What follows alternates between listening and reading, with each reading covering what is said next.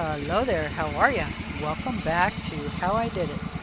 Well, last week we left off with me having my oopsie moment and running into my 4-inch PVC that captures the rainwater off the barn and puts it into the cistern, and my water line that services the barn. Water line was a piece of cake. I teed into it, put a shutoff on it, and I actually used one of my frost-free hydrants. And then the PVC squared the edges off, glued one side, and on the other side I used that black rubber boot with the hose clamps, and it worked out perfectly. Now with this frost-free hydrant you can see where the water's draining back down into the gravel area, so I'm not even going to have to worry about frozen spigots or leaving the spigots just run ever so slightly, or just emptying all the spigots of water around the barn, just simply because they will go back down into the gravel. This is a quick fix to this oopsie moment because I needed water for showers and the animals and cooking and so on. So once I got this all put back together, got the trencher, ran back to the property. Next morning I wake up and I'm going to go ahead and pull my first section of wire through the 1.5-inch gas pipe, flexible pipe, that I am going to be calling my electrical chase. If that makes sense. I could not believe the price on gray conduit. $35 for a 10-foot stick.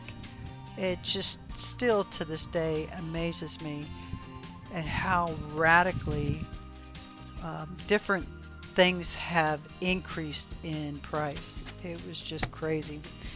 So I'm following simple directions by using my shop vac. I used mule tape to tie on to the end of a plastic grocery bag, and then put that down in the end of the 1.5-inch gas line. Again, this is not gas line, it is my electrical chase, but because it's yellow, technically it is gas line. Came up to this end. This is the northwest corner of the property, and then I'm just going to see if my 35-year-old shop vac has enough oomph to pull that mule tape and that bag.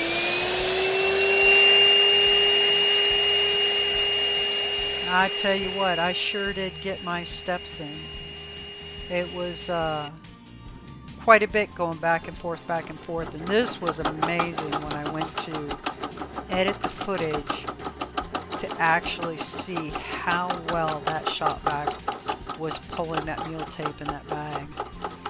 Now, a little caveat on this, it's right at about 350 feet, and once it got to this point, I actually had to assist rolling the mule tape off so it would keep going up to the vacuum. It's not like it's a big deal. Just know that there were a couple of trips in between that are not on video. So don't get in such a big rush if you're doing this yourself. Just know that it's going to take a little bit longer to get through that distance. This goes down 3 feet, runs up, takes a 90-degree turn, comes in here, and then it goes up 3 feet. So, I mean, it's got a couple of pretty curves and stuff. And this is not your big, rigid vacuum cleaner. And like I said, this vacuum is 35 years old. So, for it to be able to pull that mule tape. Ah, look at that. That's just totally awesome. Alright, so this wire I purchased 2 years ago, knowing that I was going to do this. Thank goodness I did purchase it. Now, on a caveat, I purchased one 500-foot roll that was supposed to have 4 wires on it.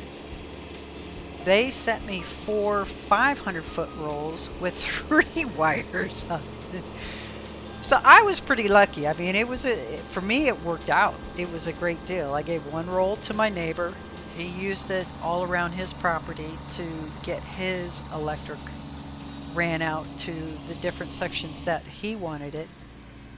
And then I have this here. I'm going to actually use this roll for this stretch. I have another stretch that is going to run from the sub panel out to the main gate, and I have another, the smaller section that is going to run from the sub panel over to the utility shed. You know, I've said it once, I've said it a million times, and I don't remember who told it to me, but I've heard it probably a million times. 2 is 1 and 1 is none. So I have solar, I have wind, I have shore power all the way out here on the northwest corner of the property. And when I'm finished with this, I will have shore power from the northwest corner to the southeast corner of the property. It's going to be pretty doggone cool. So what I opted to do here was I rolled the wire out, came down, turned it around, rolled it back up, rolled it back out here towards you right now, and then back up. So there was 4, what appeared to be 4 strands. It was all one continuous roll. And that's just so there's not as much weight being directly pulled. It's more like a 75-foot pull rather than, you know, a 350-foot straight pull. And then I tied the end of the mule tape onto the end of this wire. The wire is pretty cool too because it's marked A phase, B phase, and then there's one with a solid white wire on it. So there's no way that you're even going to confuse which wire's what when you're actually working with it. You can just match up your letters and call it golden. Okay, so we're back down here at the other end. You notice a different shirt, different shorts too, but it's the next day, it's in the morning that I'm doing this. Mainly, it's been so hot and we've been having rain like crazy, so you have to get everything done that you can get done by like 3 o'clock because you have that classic Florida afternoon thunderstorm between 3 and 5.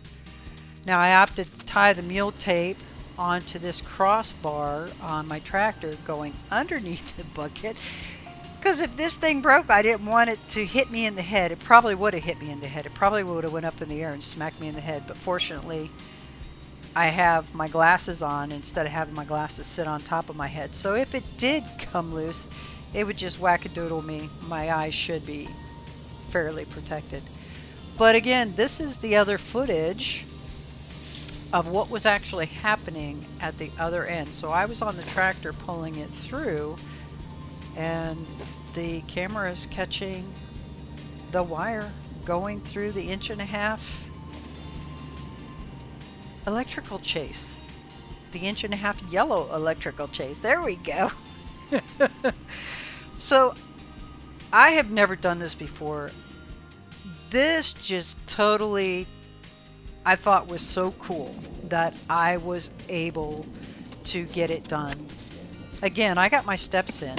I go a little bit, come up to this end and check on it, then go back down to the other end. At this point, I pretty much dedicated, I was going to go so far back with the tractor and then roll the mule tape up, retie it, and then just back the tractor up to where it would just pull that wire through.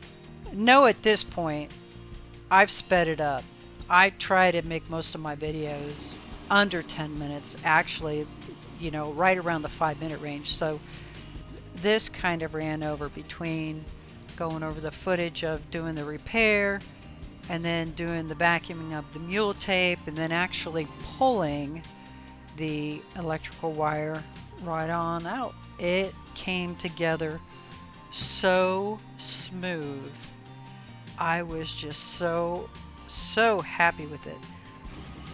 I was also very grateful that I wrapped the end of that wire with so much electrical tape. It was pretty nicked up. I was amazed. It's a totally smooth orifice on the inside of that chase, yet it tore that electrical tape up. Not all the way off, obviously, but if you do this, don't be chintzy with the electrical tape. It's cheap. Go to Harbor Freight and get a sleeve of it for $7.99 when it's on sale. And here's a quick look at it, just at a glance. This is where the initial sub panel is going to be. It's going to Y off. To the left goes to the utility shed, and through the woods is going to go to the southwest gate. Alrighty then, y'all have an absolutely wonderful and blessed week. I'll see you next time on How I Did It.